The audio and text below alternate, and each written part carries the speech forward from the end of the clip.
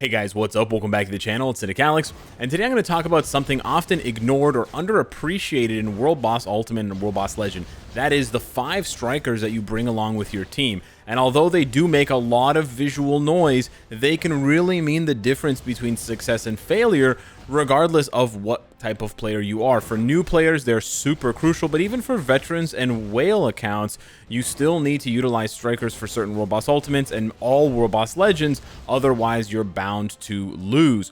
So we're going to get into it first with Proxima. With Proxima, I'm also going to be listing some generic ideas and generic rules and advice that are useful for all World Boss Ultimates and Legends. So we sort of get a 2-for-1 here with the first boss. So for Proxima, she is a physical, she deals physical energy damage, but she takes a lot more damage from physical attacks. So you can consider that a little bit with your strikers, but it doesn't matter too much.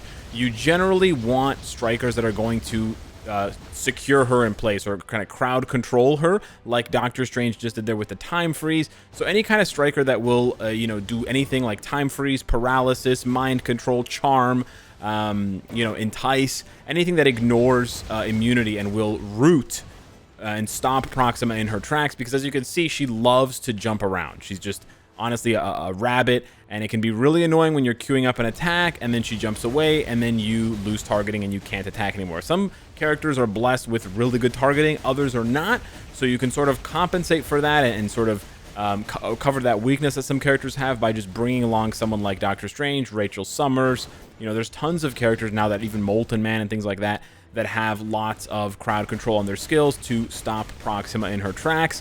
And that's basically it. That's the only thing you really need to worry about. You only need to bring really 1 or 2 of those types of characters. Generally, 1 is sufficient, but you can test it out and see if maybe you need 2. As far as the other 3 to 4 strikers, these are just generic rules that apply to all World Boss Ultimates and Legends. You want to bring in strikers that are going to increase your damage versus villains. So this is like a special leadership or cosmic trait that characters like, Red Skull, Captain America, Hyperion, characters like Nick Fury, these kinds of Arachnite, all those characters are going to have that striker ability, and that's going to increase your damage a lot because it's sort of like a mini support buff from a character like Shuri or Mystique. And then the other type of striker you want to consider bringing to Proxima is a striker that is going to drop a heal for you if you are a character that does not have native healing on a skill or on a passive. So you do have Groot and Venom that drop heals that you can pick up. And then unfortunately, the only thing that Ancient One does is drops a circle that will help you with debuff immunity. That's not a bad striker ability to have. It's actually quite strong because Ancient One also has the increased damage versus supervillains. So Ancient One's probably like the best striker in the game for that reason, especially for World Boss Legend. But unfortunately, that circle, although it protects you from debuffs like tornadoes and stuns and stuff like that, does not have any healing. The tips that I have for you against Cull Obsidian are very similar to the ones I had for you versus Proxima. You want to bring in strikers that offer healing if you're someone like Ghost Rider who doesn't have healing, or increased damage to supervillains. But I also want to highlight that Ghost Rider doesn't have any, I believe he maybe have a paralysis on his 3rd skill, but otherwise he doesn't have any crowd control. So I brought along Rachel Summers and I believe Corvus, who will give me that crowd control to allow me allow me to do my combos while keeping Cull Obsidian rooted to the spot. So that's why crowd control strikers are so important. And I'm also featuring Venom because Ghost Rider is getting hit a lot, doesn't have any healing, and I would have died by now if it wasn't for Venom. The 2 other types of strikers that you could consider for something like Cull Obsidian or Proxima World Boss, especially for a character like Ghost Rider who's really slow, is movement speed strikers. These are obviously not as powerful as the ones I've already mentioned and not as useful, but they're not bad, especially if you're low on options and you can't decide who to put in. And then finally, specifically for characters that deal elemental damage, in Ghost Rider's case it's fire damage, for Luna Snow it would be cold damage, you can absolutely consider bringing along elemental characters, like in this case Inferno's giving me fire resistance and 20% fire resistance and 10% fire damage. Not as good as the increased supervillain damage strikers like Captain America, but not bad at all either. Corvus is really the first World Boss Ultimate that brings along a different striker strategy, and basically you need to bring in strikers that have ignore dodge on them, because otherwise what happens is you're going to see your damage is really inconsistent and you're going to see that gray dodge text pop up a lot. It's a little bit difficult to see here because the text numbers are so big, but he's basically dodging about 50% of my attacks, because you can see every other number is followed up by this gray text that is actually saying either fracture immunity or dodge. So you absolutely need to bring either a character that has ignore dodge, and you'll see here when I give myself, I believe it's an ignore dodge buff on my tier 3, I start to see a lot less of that dodge and the damage gets a little bit more consistent. But otherwise, what you'll see is that the character gets dodged a lot. As you can see there, he just dodged like 10 attacks in a row from Luna because she doesn't have any ignore dodge. And then you basically suffer. You suffer because you can't deal damage, and then you're just going to run out of time. And with Corvus specifically, you have to kill him 3 times or 2 times. So because of that, you basically have a tall task at hand if you're, also missing 50% of your attacks. So the general strategy and advice, and the most successful strategy and advice for Corvus, is that if a character you're using is not going to have ignore dodge, if the support characters like White Fox, etc., are not there to give them ignore dodge, then you're going to want to bring ignore dodge strikers. They're super important. And then you're going to want to bring a striker or 2 that can also crowd control, like Doctor Strange, Rachel Summers, etc. Because as you saw, Corvus likes to move around a lot. Supergiant World Boss Ultimate, one of the more recent ones to be added, is very straightforward. You're just going to want to bring along a crowd control striker that we basically mentioned for all World Boss Ultimates, maybe except Thanos. And then increase damage to supervillains. That's basically it. There's no real other advantage. I mean, having movement speed is nice to dodge her different effects and sort of like the stunning lasers and that sort of thing, but otherwise, there is no big gimmick like Corvus has or any of the other more gimmicky World Boss Ultimates. You just got to do a lot of damage to Supergiant, and she's actually kind of tanky because she mitigates damage from most types besides, I believe, like universal non-elementals, I think. I'm not 100%, or universal heroes, something like that. But yeah, otherwise you just want to bring lots of damage and then 1 crowd control character. And then of course, if you need the healing, a character like Venom or Groot, just keep in mind there's only Venom and Groot. And so you can only allot 2 of your 5 world boss clears for the day to have a healing striker anyway. So there's sort of slim pickings, and you have to make good use of their buffs for the characters that need them the most. But yeah, crowd control, super helpful against Supergiant. You can see there, it completely interrupted her from doing that attack. So I highly recommend one of those types of strikers. Ebony Maw is one of the most annoying World Boss Ultimates because of all the teleporting he does. So more so than Corvus, Proxima, and Cull Obsidian that I've covered in Supergiant, you absolutely want to either use a character that has crowd control or to bring along a striker that has crowd control like Doctor Strange, Rachel Summers, etc. However, if you let Ebony Maw do his thing, he's teleported twice just now. He's going to teleport again here. He's going to do this attack, and then I believe he's probably going to teleport again. This dude teleports like crazy. He probably has the most iframes. Look at this, another one. He has the most iframes of any world boss. So in this case, I brought Betsy because she herself has crowd control. But if you don't have a character that does it themselves with, paralysis or mind control or charm, then absolutely do not forget to bring a striker, because it's the difference between this world boss being a little bit frustrating and being an absolute nightmare, especially for newer players. So yeah, remember, energy elemental has to be both, plus crowd control. Once upon a time, Thanos was the most difficult world boss ultimate, and for good reason. Not only does he hit incredibly hard and have a ton of different patterns, but he has one of the strongest gimmicks and sort of precursors to the world boss legend mechanics, whereby once you get him down to 50% HP, he becomes immune to all debuffs. That's right, no paralysis, no charm, no mind control, nothing, no all defense down. So he becomes insanely tanky, and a lot of your regular strategy just won't work. Here I can apply blue debuffs, I can even apply purple debuffs, but once I get him down to 11 bars, and actually here he's going to summon the Black Order, but once I get him down to, I believe it's 10 bars, you're going to see that he'll permanently have a yellow feather debuff immunity icon. That means I can no longer apply those debuffs and get that extra juicy damage. Now, I might actually even die here despite having an absolutely stacked account, but this is why a lot of people opt to try a one-shot strategy for Thanos, and you can see the strikers that I'm using above are generally the accepted strikers for this strategy. You don't have to use specifically Cosmic Ghost Rider, Thanos, and Silver Surfer. They're very expensive characters. You can just use any 3 increased damage to supervillain characters like, Ancient One, War Machine, etc. But the 2 key characters, the 2 key players in the Thanos one-shot mechanic are Doctor Strange and Weapon Hex, and the use of the co-op button at the beginning of the fight. And if you do it correctly with characters like Moonstone or Beta Ray Bill or Sharon Rogers, there's more now like Cable and Deadpool and etc.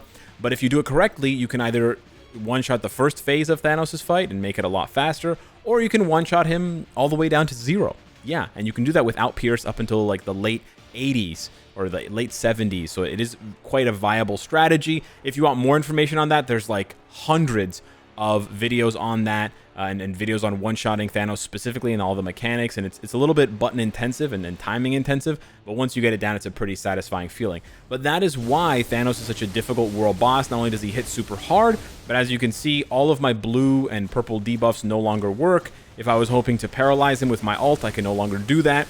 And so because of that, your strategy shifts to surviving and dealing enough damage to kill the Mad Titan. I recommend playing this boss with sound on so you can hear when he snaps and does that purple X attack that can one-shot you. And then I just recommend, if you're not going for a one-shot strategy, just bring the best strikers you have. Honestly, if you're fighting Thanos, you're going to need it. So bring along increased damage to supervillain strikers, those ones that I mentioned before, Arachnite, Captain America, etc. And then bring along a heal if you need it. I would probably recommend saving the heal for Thanos specifically because he does a lot of damage. There's the snap before the purple attack. And just to show you how deadly this attack is, it'll still one-shot my characters at tier 3 with 75% HP on my cards.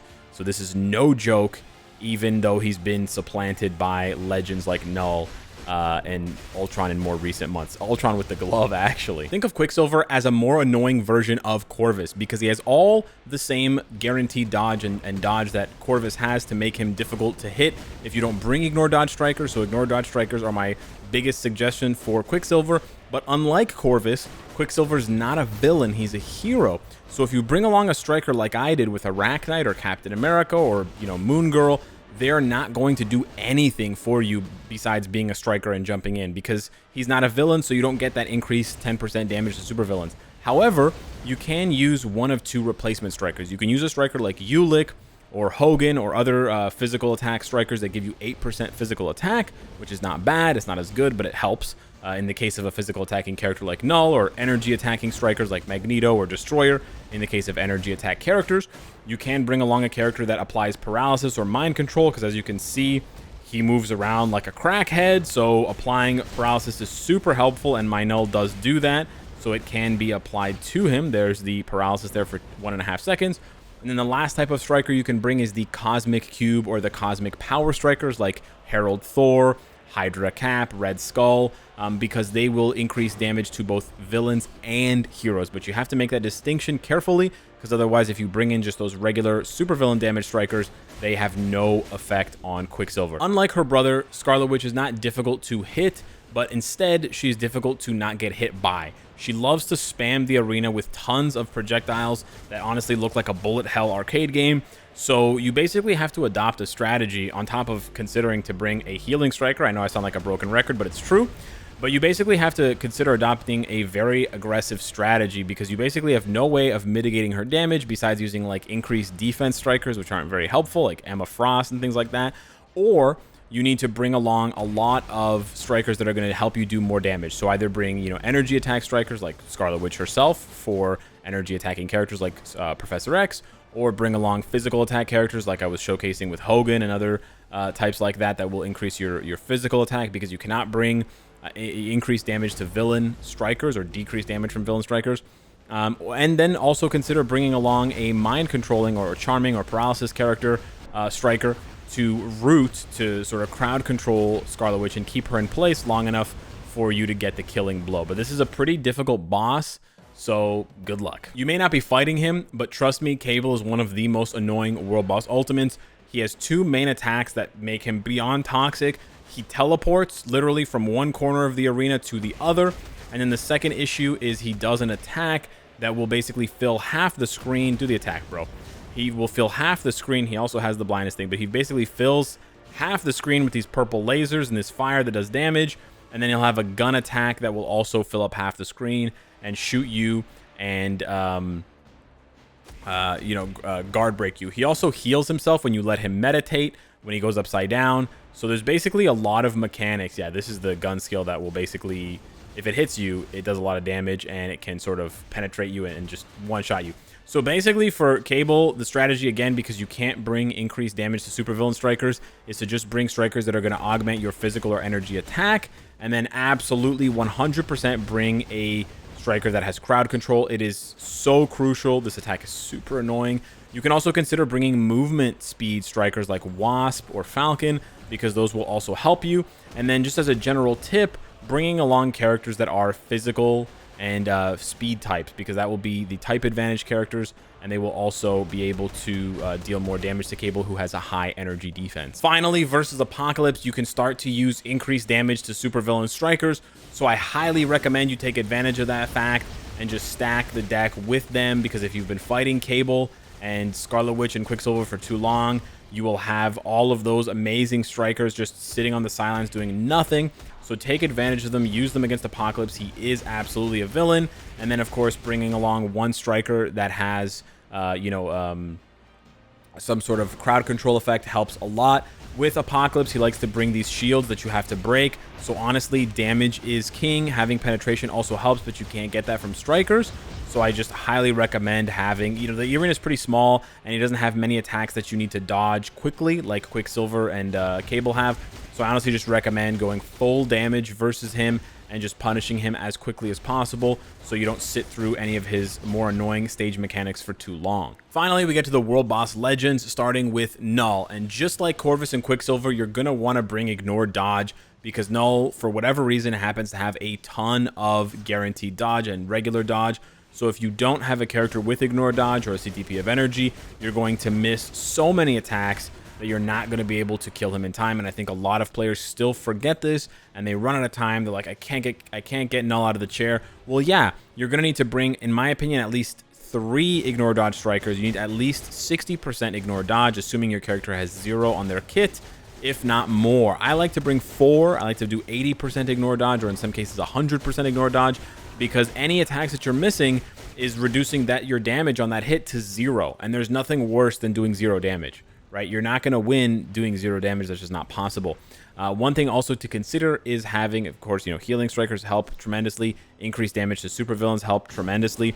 And also Ancient One helps tremendously, especially during the chair phase, because as you can see, that cure that he just dropped that I'm standing in, that will protect you from debuffs. And so that will protect you from Knull's tentacles that stun you. It will protect you from the poison cloud. And specifically during that phase where Knull is in the chair, you are in a really small enclosed space, this sort of like cone right at the front of the screen. And so the concentration of abilities that are hitting you is in a very small area, and it makes it much harder to dodge. And for that reason, bringing Ancient One specifically versus Knull is very recommended. Thankfully, Mephisto doesn't have any high dodge or guaranteed dodge, so you don't need to bring Ignore Dodge strikers.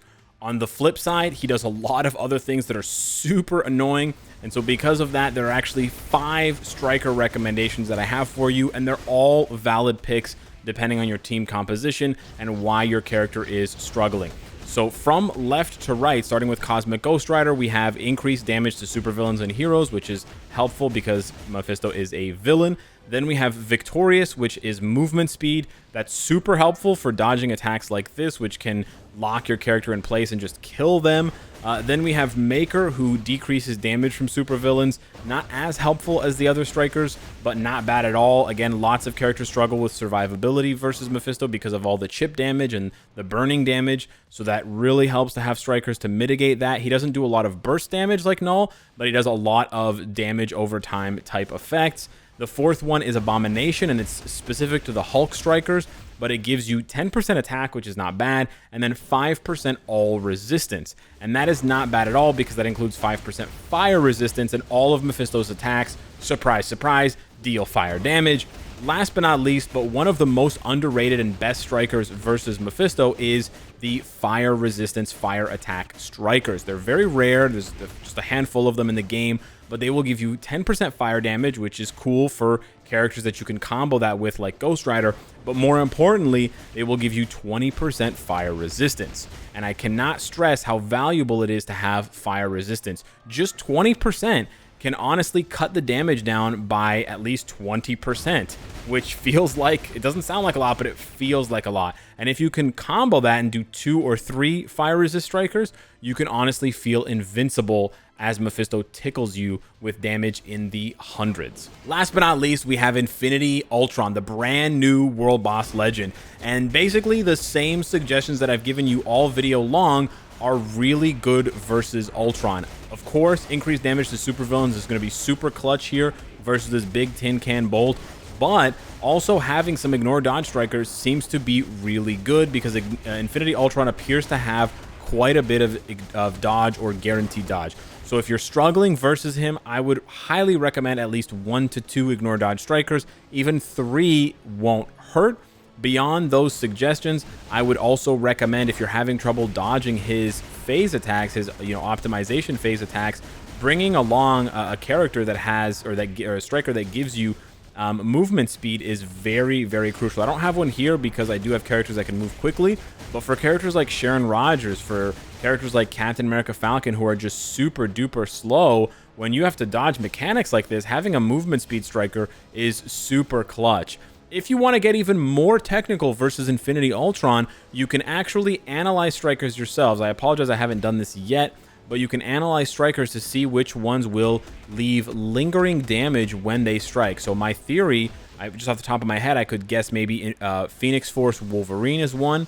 He leaves a lot of lingering fire damage. And then possibly Thor, Herald Thor. We already covered in a separate video why he's so good as a character. But I would reckon if he comes in and he strikes with either his 5th skill or his 3rd skill, he's going to leave a lot of lingering lightning damage.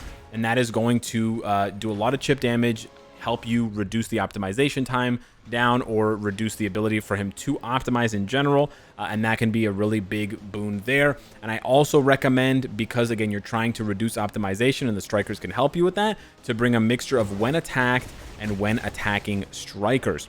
So those are all of my tips that I have for basically the top to bottom strategy for strikers. I have all of this cataloged in my head, and then basically whenever I go into a world boss, I just go back and remember which one it is and what is best against them. But if you ever forget, you can always just refer to the list here. And generally speaking, the ones that I'm showing you now are the ones that I've sort of covered throughout the video that are the best. And then everything else is sort of just secondary or tertiary in terms of their effectiveness and how good it's going to be. But you can also just set up these lists here to make it super easy for you. And I have a separate video with lists for the old world bosses before we got the legends, so you can also refer to that for more tips and advice. Thank you so much for watching. Hit me up in the comments down below. Let me know what you think. Smash the like button, and I'll see you in the next one. Take care.